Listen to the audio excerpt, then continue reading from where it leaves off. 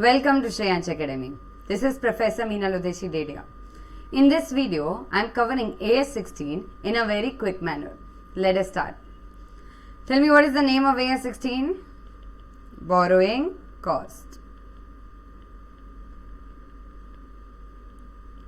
The first question that arises, what are borrowing costs? Tell me.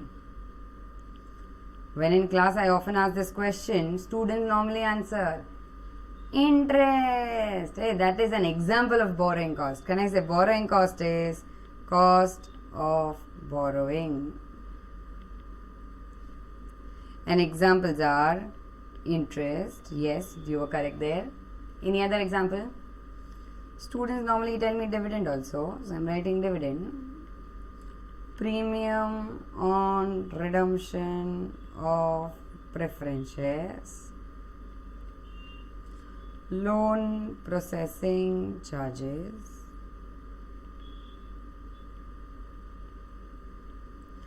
Premium on redemption of debentures, etc.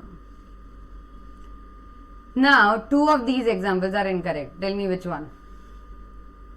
Think. Dividend, premium on redemption of preference share, garbage. Why? Borrowing means you have taken from owners or outsiders? Outsiders. So, borrowing cost is a payment to outsiders. Can I say dividend means you are paying to the equity shareholders? Equity share or preference shareholders? They are outsiders or owners? Owners. So, can I say dividend is not a borrowing cost? Premium on redemption of debenture is a borrowing cost. Why? Because debentures are outsiders. But premium on redemption of preference share is not a borrowing cost. Clear? Second question. How do you treat borrowing cost in your books of accounts? Tell me, what is the treatment of borrowing cost? Think. If you have interest expense, tell me, what will you do with the interest expense? Charge it to P or L. Simple. Now, if this was so easy, why was AS16 required? So, borrowing cost can either be capitalized or charged to P&L account. AS told us that it would be charged to P&L account when it is not capitalized. So, when it would be capitalized? Simple. When it is not charged to P&L, garbage. There are three conditions. Asset should be qualifying asset.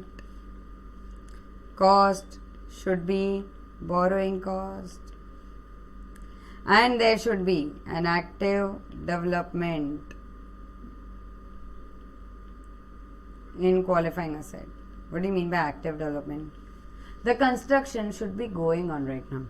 Because once it is completed, then it won't be coming in AS16. For capitalization, the work should go on. But ma'am, what is qualifying asset? Third point. What are qualifying assets?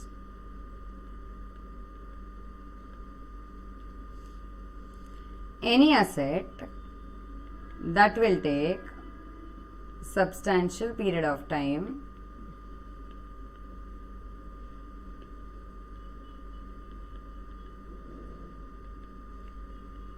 to be ready for its intended use or sale. So, if you have any asset which will take substantial period of time, substantial means shorter period or longer period of time to be ready for its intended use or sale, then it is known as a qualifying asset. Can you think of any asset which will take a long period of time to be ready for its use? Building. Simple. Clear? Okay, now the doubts. Query number 1.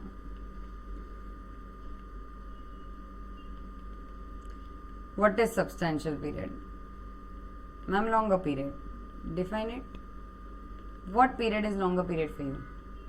And for everyone is substantial period same? No. If I have chain of restaurants, can I say for me substantial period is different? If you are a builder, for you substantial period is different. So, substantial period is not defined only by AS16. So, accounting standard interpretation 1 told us substantial period means normally 12 months. So if any asset is taking more than 12 months to be ready for its use or sale, then it would be considered as a qualifying asset. But can I say you cannot make 12 months you can't give us a 12 months target or 12 months limit for every business. Can I say every business is different? They are working in different circumstances. For some people 12 months is like not even their operating cycle. So what ASI told, however, it can be a shorter or longer period as justified by management. So in short, they told us if you don't know, then take 12 months. If you know, well and good. Clear? Next. Query number 2. Can intangible assets be qualifying asset? Tell me. What do you feel? Can intangible asset be qualifying asset? Yes, why not? The definition of qualifying asset is any asset that will take substantial period of time. Any asset would cover intangible asset as well. If I say I am making a vaccine of coronavirus, so what do you feel? I will make it in 1 or 2 days, or I'll take time? I'll take time. And once it is made, can I say I'll make a copyright over it? That copyright is my intangible asset. And can I say to make that copyright, I took a substantial period of time to be ready for its intended use or sale. So, can intangible asset be qualifying asset? Yes.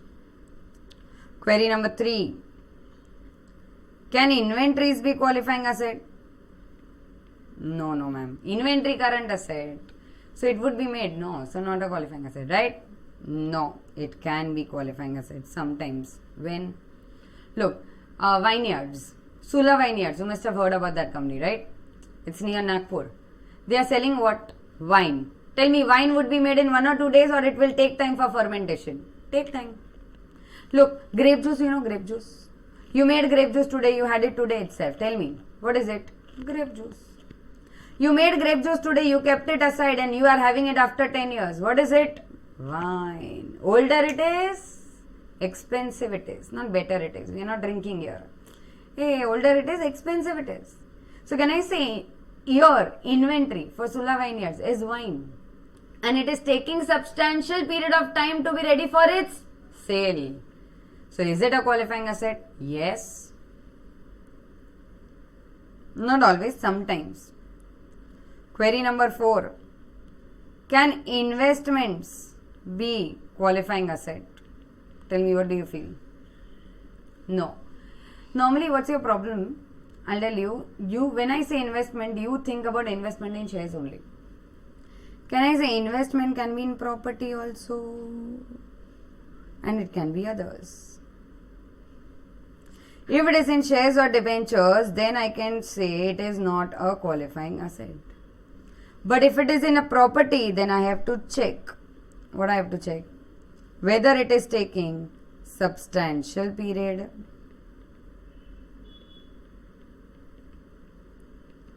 to be ready for its use or sale, or it is not taking substantial period. If it is taking substantial period, then yes, it's a qualifying asset. And if it is not taking substantial period, then no, it is not a qualifying asset. Simple. Clear? Next doubt. Query number 5. I purchased a machine today.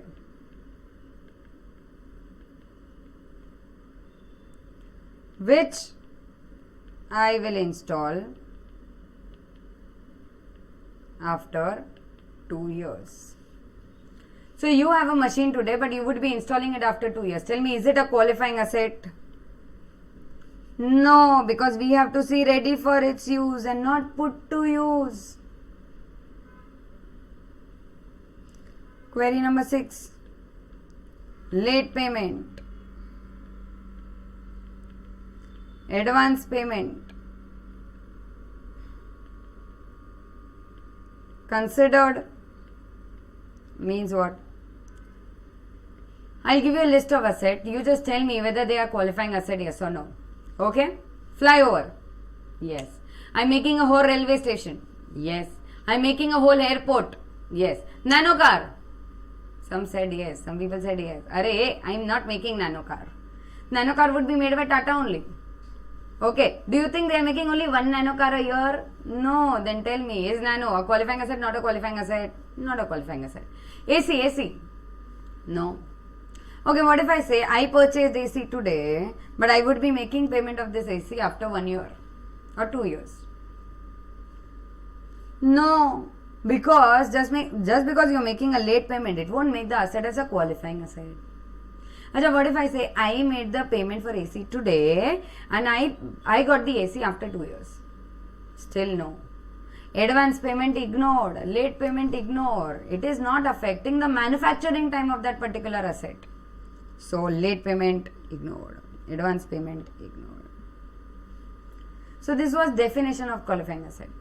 I repeat the definition. Any asset, so it can be intangible, it can be investments, it can be inventory, it can be property, plant and equipment, anything, which will take substantial period of time, which is defined by ASI 1, that is normally 12 months, however whatever management can justify.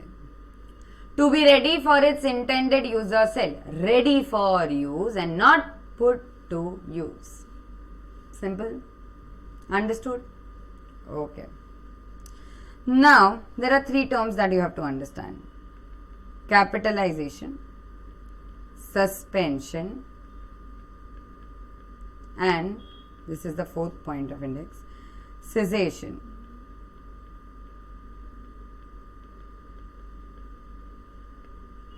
To explain this, I am just starting with an example. So we can complete this in a very quick manner.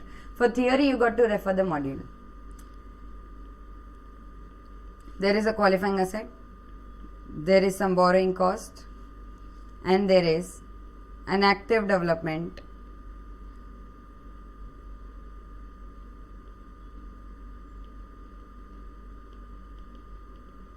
in qualifying asset. When all these 3 conditions are satisfied, only then what will start? Capitalization will start.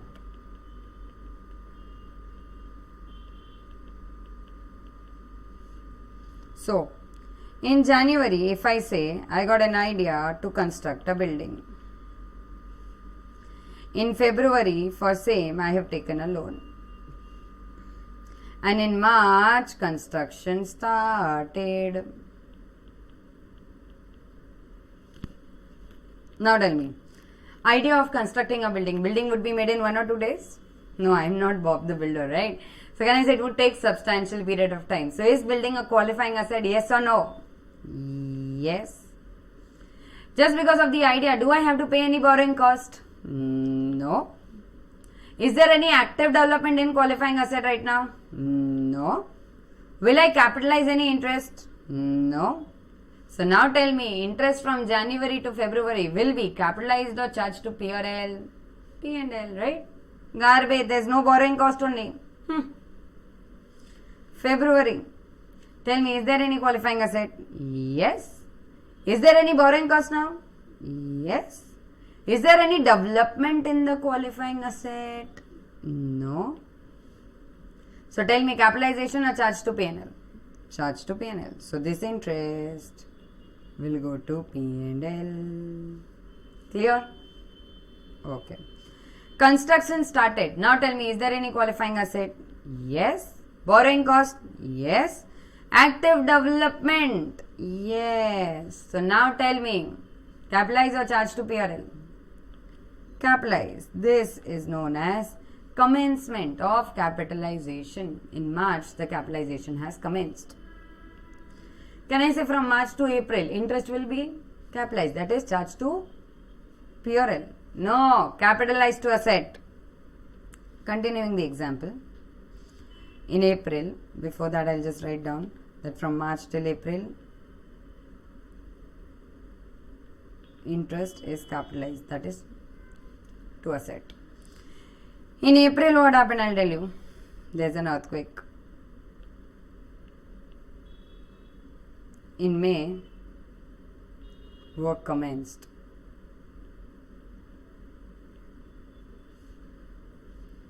Then again, in June, labor went on strike.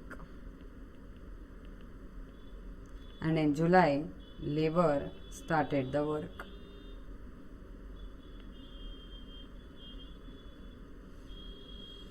Everywhere you have to just tell me all three conditions are satisfied or not. It is very simple. Tell me, earthquake, is there any qualifying asset? Yes. Is there any borrowing cost? Yes. But is there any development? No. So tell me, capitalization or charge to P&L? Charge to P&L. May, the work has commenced. We have recovered from the earthquake, natural calamity, and now we are starting the work. Now tell me, qualifying asset? Yes. Borrowing cost? Yes.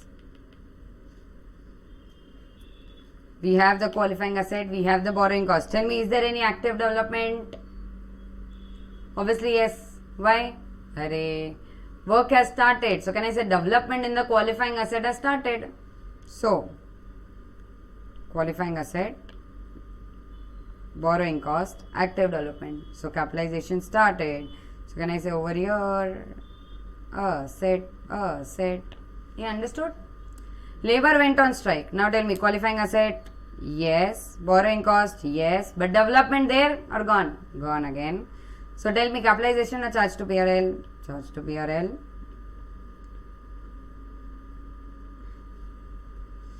Then, labor started the work. Qualifying asset? Yes. Borrowing cost? Yes. Active development? Yes or no? Yes. So can I say now again, capitalization. That means it will go to asset. This is suspension. How do you understand this suspension? Understand. Have you ever been suspended from school or college? Obviously, some of you might be, right? Or you might have seen others getting suspended. Yeah. So what happens? For that particular period, your college is sending your kid home and saying, we can't handle your kid. Please handle your parcel. Mini vacation. Can I say that is suspension? So, before also he is going to the school. Before the mini vacation. After mini vacation also he has to go to the school. But in between he has to stay at home. Same is over here. Earlier also asset, then also asset. In between you have to go to P or L. In between you have to go to P or L. This is technically known as suspension. Now over here there can be two types of suspension. That's visible before you, right? One is because of act of God. That is uncontrollable reasons. Another is because of controllable reasons. So AS has to say, if it is because of uncontrollable reasons, that is not your fault, and if it is not your fault, the interest for that period will not go to P or L, it will continue to be capitalized. But if suspension is because of your fault, labor strike is my fault, okay, then interest will go to P or L. So basically suspension, what do you mean by suspension? Whenever there is a halt in active development after commencement of capitalization, it is known as suspension. It can be because of two reasons, uncontrollable or controllable. If it is uncontrollable, continue to capitalize. Interest will still go to asset. But if it is because of uncontrollable reasons, then your interest would be charged to P&L. Clear? All this was 2020. Now I have reached 2025. January 2025, my construction completed.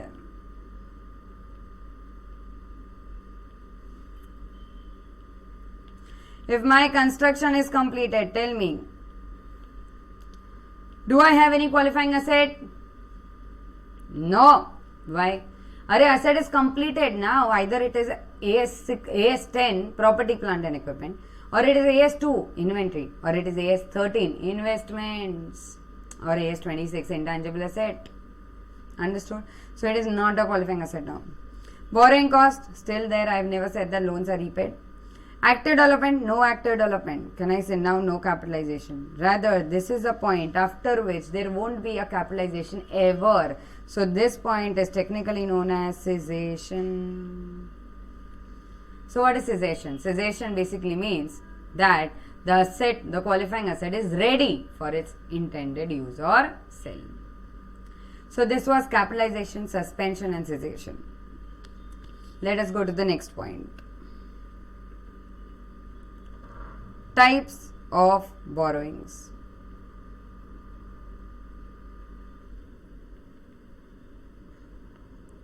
There can be two types of borrowing: specific, general.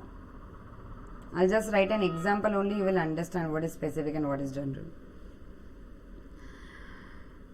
Took loan of rupees 10 crores from ABC Bank for C-Link. Rupees 50 crores from XYZ Bank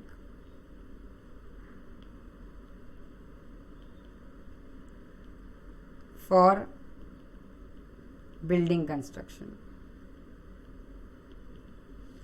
Okay, over here, took loan of rupees 10 crores, rupees 50 crores from ABC Bank, from XYZ Bank